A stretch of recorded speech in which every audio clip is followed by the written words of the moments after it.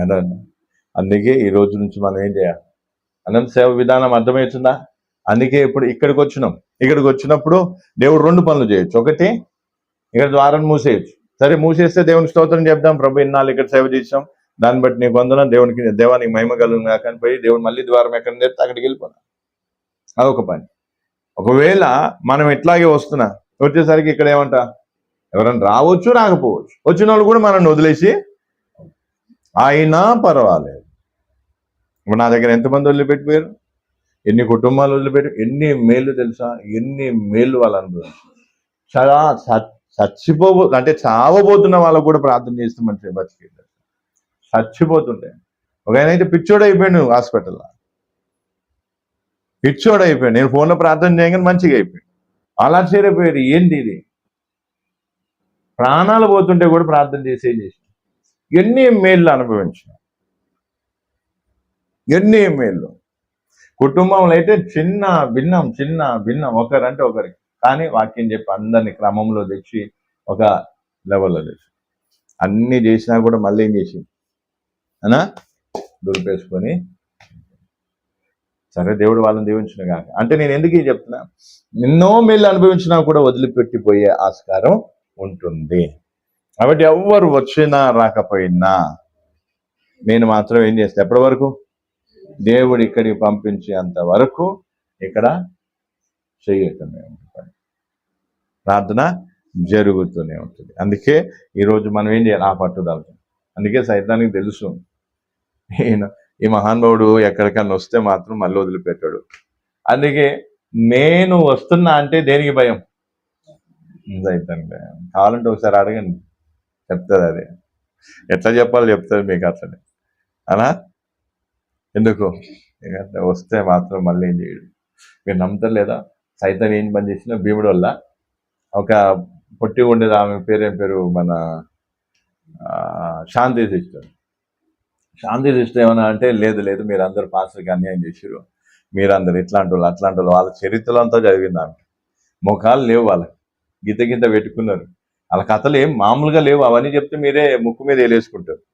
అయినా ఓకే, అయిపోయినాక ఏమేం చేసింది చెప్పేమంటే, లేదు నేను పాస్టర్తో సావాసం చేస్తా అని మనతో సావాసం చేయడానికి ఆమె నిలబడితే, ఇక పొద్దున్న లేస్తే సాయంత్రం దాకా గుంపులుగా వాళ్ళ ఇంటికి పోయి రకరకాలుగా అది చెప్పి ఇది చెప్పి విని పాస్టర్ వదిలేసిండని, విని పాస్టర్ ఆయన దగ్గరికి పోతే శాపం వస్తుందని, లేదా ఆయన ఇడికి వస్తే మేము కొట్టి చంపుతామని, ఎన్ని ఈవెన్ ఎట్లాంటి బెదిరింపులు అంటే, ఆయన వస్తాడు ఆయనకి, ఇడికి వస్తే బతికిపోతాడా అని. ఏమేమంటారే, నేను పాస్టర్ని పిలిస్తే నా కారణం పాస్టర్కి ఏమైనా హాని జరుగుతుందని వీళ్ళు రకరకాల. ఎందుకు అలా తెలుసు, ఏం ఒక్కతున్నా కూడా ఎవరు వస్తారు. అన్నికి ఏం చేసింది, అటు ఇటు అది ఇది. ఇక అక్కడికి పోయిన సీనియర్ పాస్టర్లు కూడా భార్య వాళ్ళతో వీళ్ళతో పోయి ఎట్లనా అట్లనా ఈదా ఆదా ఏదేదో పాటలు పాడి. అనా నేను ఒకవేళ ఈ బండి మీద ఇట్లా వస్తున్నారంటే మాత్రం పాస్టర్ గారు దయచేసి మా ఇంటికి రండి అంటది. ఎందుకు? ఒకవేళ ఉంటే మాత్రం మజా ఉండేది. ఇందుకు ఈ విషయం చెప్తున్నా అంటే, సైతాన్ ఏం చేసింది, వాళ్ళ బుద్ధిని బట్టి ఏం చేసింది, వాళ్ళకి తెలుసు, నా అలవాటు ఏందో ఎవరికి తెలుసు, సైతానికి తెలుసు, పోయిన వాళ్ళకి కూడా. కాబట్టి వీళ్ళు ఏంటంట, ఒక్కళ్ళు కూడా ఉండొద్దు, వీడు ఉంటే వస్తాడు, ఉంటే. కానీ సైతానికి తెలియంది ఏంటి, ఒక్కళ్ళు లేకపోయినా కూడా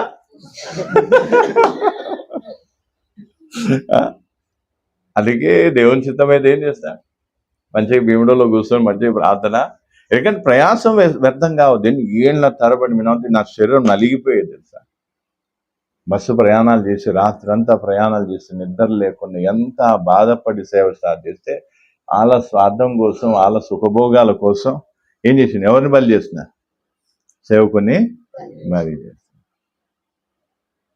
అందుకే ఒకరు ఉండకపోని, ఎవరు వచ్చినా రాకపోయినా దేవుడు ఏం చేసింది, ద్వారం తెరిచిందంటే పొగుడే.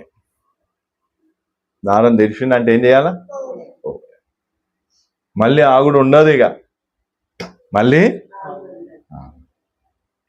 అందుకే ఇప్పుడు ఏం చేద్దాం కదా, ఇప్పుడు కొంచెం వాక్యం అయిందా, అర్థమైందా, సేవ విధానం అర్థమైందా, దేవుడు నాకు ఇచ్చిన అనుభవాన్ని మీకేం చేసిన అనా. 2, 1 రెండు చెప్పిన. ఒకటి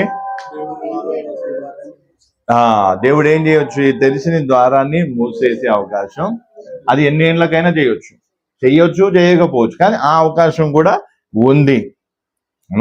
ఒకటి.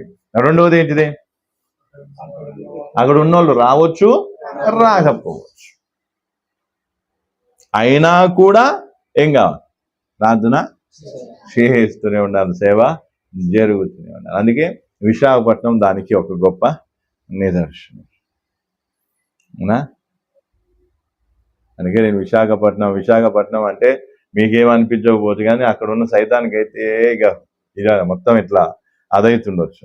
ఎందుకంటే నా ప్రాంతాన్ని కూస్తున్నాడు వెళ్ళకూడదామని చూస్తే కూడా ఇంకా పెద్ద పెద్దోళ్ళు వెళ్ళకూడదామని చూసి తెలుసా, ఆడ ఎవరున్నారని, ఎందుకున్నవాడా, వెళ్ళిపో, నీకు ఆడ విశ్వాసులు ఉంటే నువ్వు వీడెందుకు వచ్చినా, నేనన్నా కావాలంటే ఆ విశ్వాసంలో ఎవరికైనా అప్పచెప్తా, కానీ నేను మాత్రం వినిచ్చిపోనంటే అది వెర్రితనం అవుతుంది, ఫలాంద అవుతుంది, ఈడవుతుంది. అరే నీకు తెలియదు నా పట్టేను అనా. వీళ్ళే ఒకప్పుడు ఏమన్నారు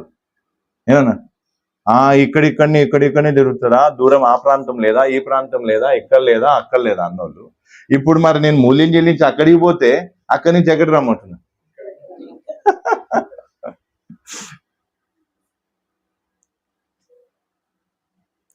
అందుకే ఇప్పుడు ఇక్కడ దాదాపు 10-12 సంవత్సరాల దాకా నేను ఇక్కడ కష్టపడ్డా మీకోసం. మరి అక్కడ వాళ్ళకు కూడా ఏం కావాలి, న్యాయం జరగాలొద్దా?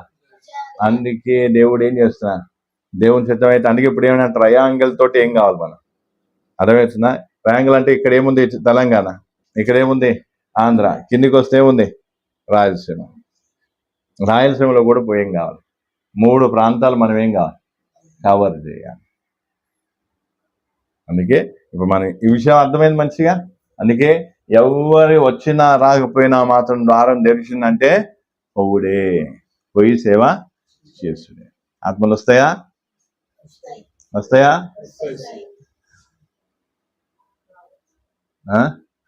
ఆత్మలు వస్తాయా? ఇప్పుడు వచ్చేటోళ్ళ గురించి కాదు నేను అనేది, ఆత్మలు వస్తాయా రావా? దేవుడు చూడండి, పౌలు ఏమని చెప్తుంది చూడు, ప్రవేశం గురించి మాట్లాడినప్పుడు ఏమంటుంది, 1 తెస్సలోనిక 2వ అధ్యాయము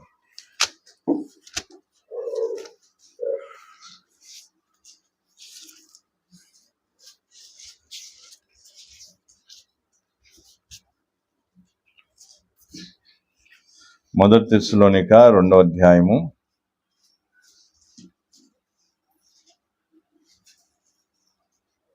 1 నుంచి. సహోదరులారా, మీ యొద్ద మా ప్రవేశము వ్యర్థం కాలేదు గాని మీరు ఎరిగినట్టే మేము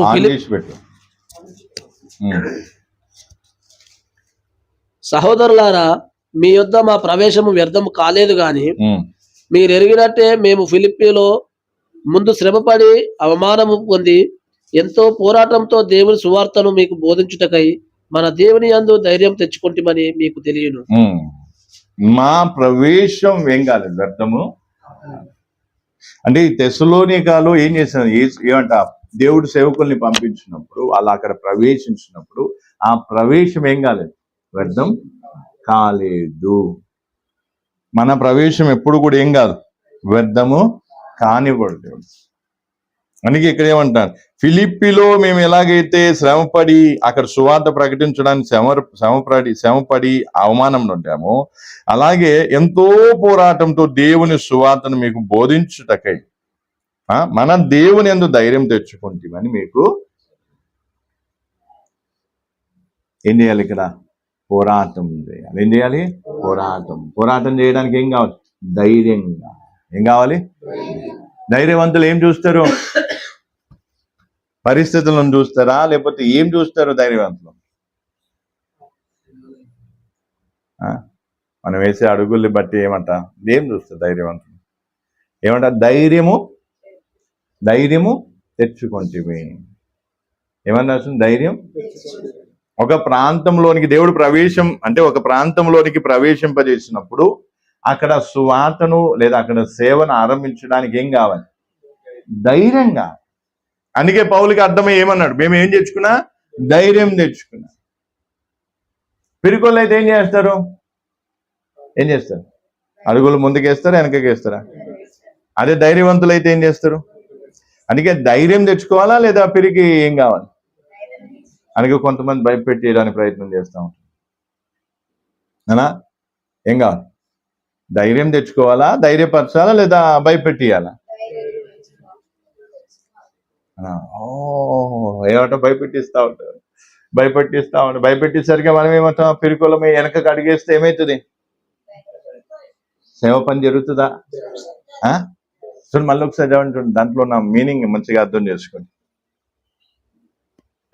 సహోదరులారా, మీ యొద్ద మా ప్రవేశము వ్యర్థము కాలేదు గాని మీరు ఎరిగినట్టే మేము ఫిలిప్పీలో ముందు శ్రమపడి అవమానము పొంది ఎంతో పోరాటంతో దేవుని సువార్తను మీకు బోధించుటకై మన దేవుని యందు ధైర్యం తెచ్చుకుంటామని మీకు తెలియను.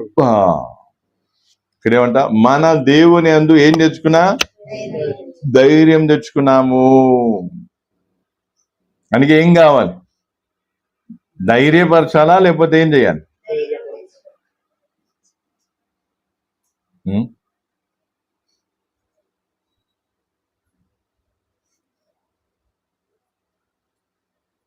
బోల్డ్, వీఆర్ బోల్డ్. ఇక్కడేముంది?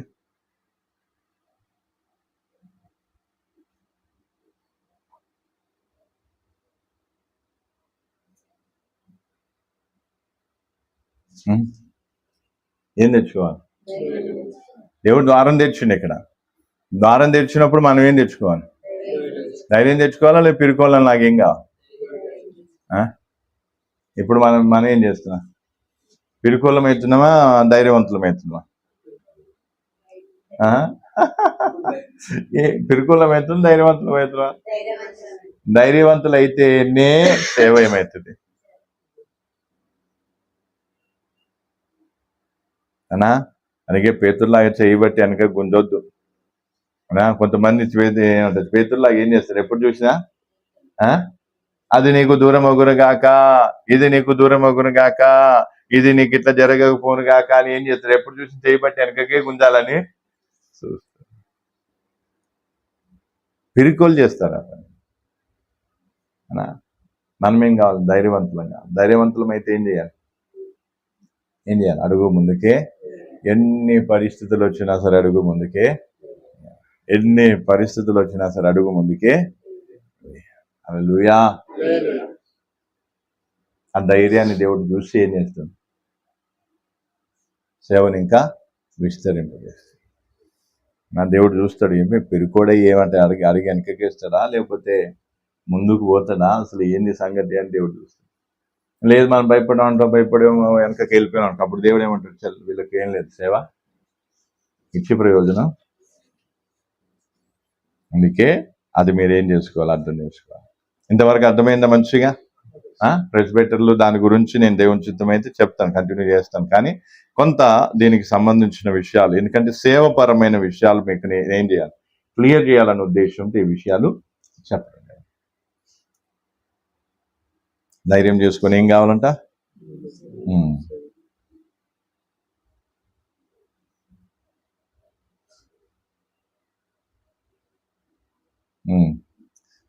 తొమ్మిదో వచనం.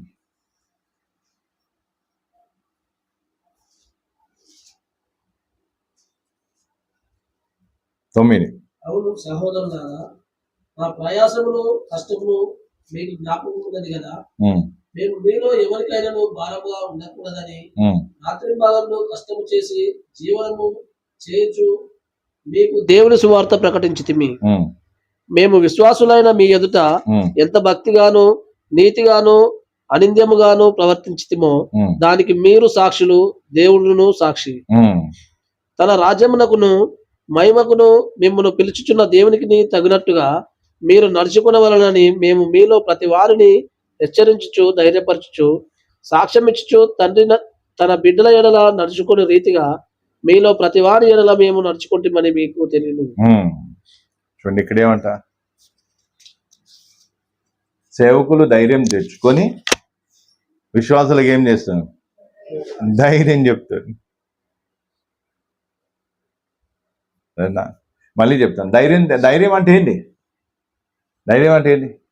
అన్ని బాగున్నప్పుడు పోవడమా, లేదా ఏమి బాగాలేనప్పుడు పోవడమా?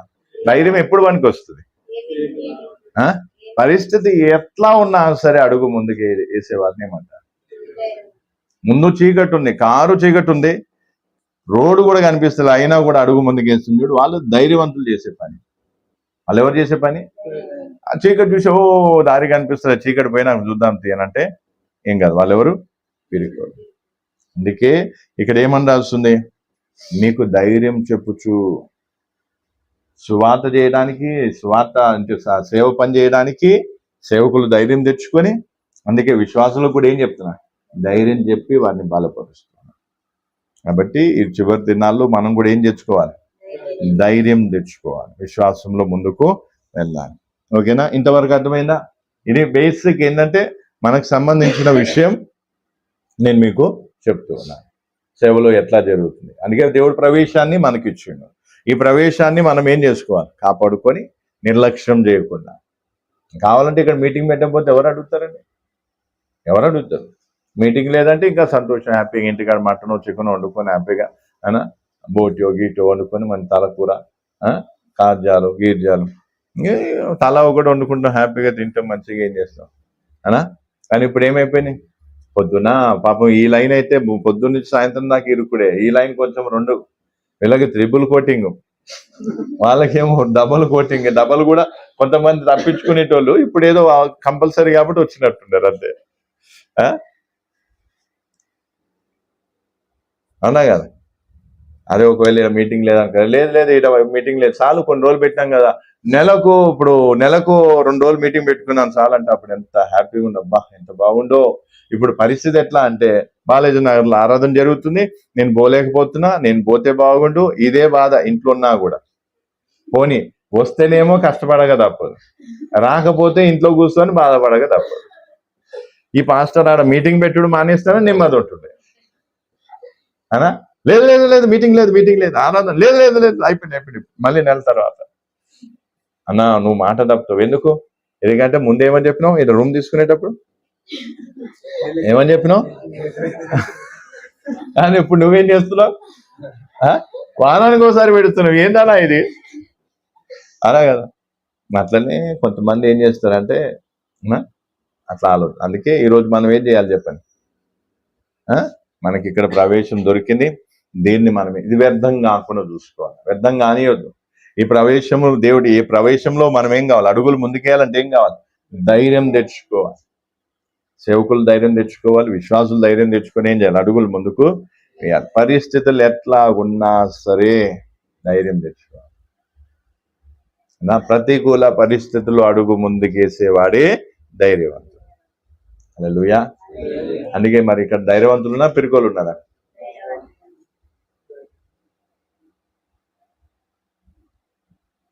ధైర్యవంతులున్నా పిరికోలు ఉన్నారా?